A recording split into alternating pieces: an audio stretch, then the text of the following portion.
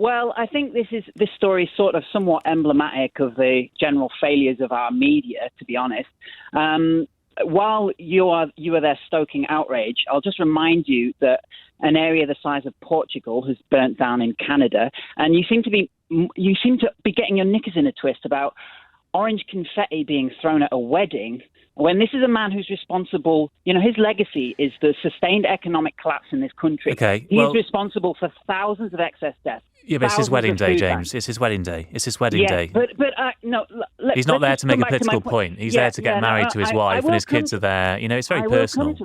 I will come to that, actually, because, as I said, it's emblematic of the failures of the British media that you haven't done your research that actually Just Stop Oil did not disrupt George Osborne's wedding. Well, they did, because there's a video of them throwing orange confetti over him. Yes, there's a video. No, there's a video of a woman throwing orange confetti at a wedding. Yes, on private church property where she wasn't invited to be there. Yeah, but this is not. She's not one of ours, I'm afraid. So she doesn't represent Just Stop Oil. She doesn't represent Just Stop Oil. So why did you tweet the video? Why did Just Stop Oil tweet the video last night then of it? Well, we retweeted. You tweeted the video and you claimed the video as yours. No, we didn't. It belongs to PA. If you eagle-eyed. You look good in orange, George Osborne. Congratulations to the new...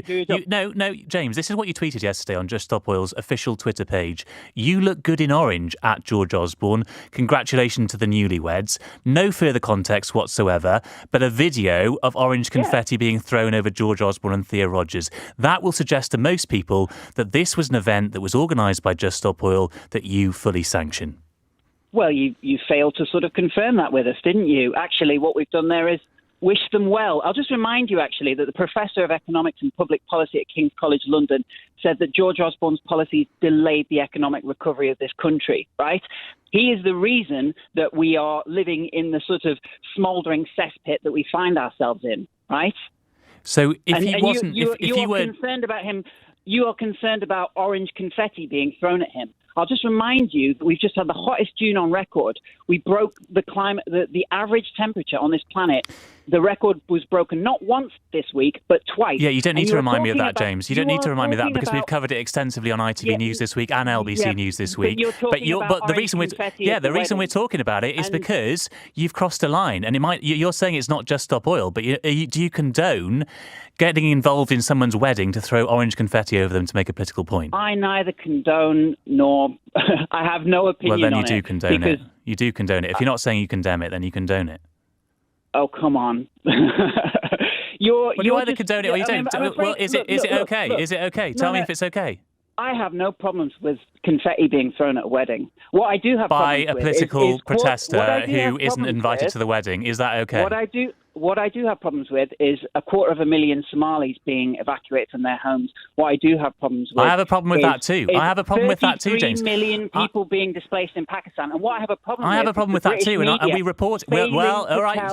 You can beat us with that stick as much as you want, but we reported from Pakistan. We sent reporters to those floods, and they were fantastic reports that really got to the impact that was going on there of climate change.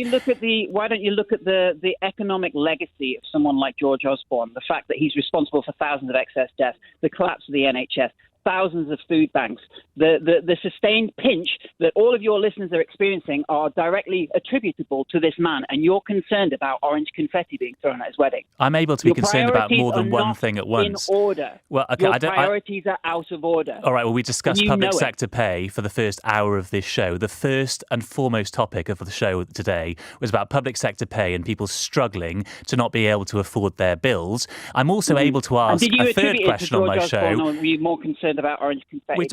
We discussed it in the context of the Conservative government and whether they should increase people's wages and whether they're failing to manage the economy. Yes, and that Conservative government has been in power for 13 years, and you can trace some of those policies back to George Osborne and have a debate about all of that. But it's also perfectly possible to ask another question at the same time in a 3-hour show, which is it okay to throw orange confetti over someone on their private wedding day? You can't answer that question. You can't answer that question. We're in you can't some answer it. Answer the question, James. This is the question on a Sunday morning on LBC. Is it all right to throw confetti at someone's wedding? And you're so paranoid that it's down to Just Stop Oil that, Well, that you immediately condone it? jump to assuming that it does. Do you condone it? I have no thoughts on it whatsoever, to be honest. I have very little positive feeling towards George Osborne, as you might imagine. But what I would call on the media to do is to get your priorities in order and focus on the big issues that actually affect your listeners. Millions of people are dying. We are on course to civilizational collapse. The Secretary General of the United Nations this week said that the climate crisis is out of control. Why are you not telling your listeners that? Why are you not having an hour's phone-in on that and what that actually means for your listeners?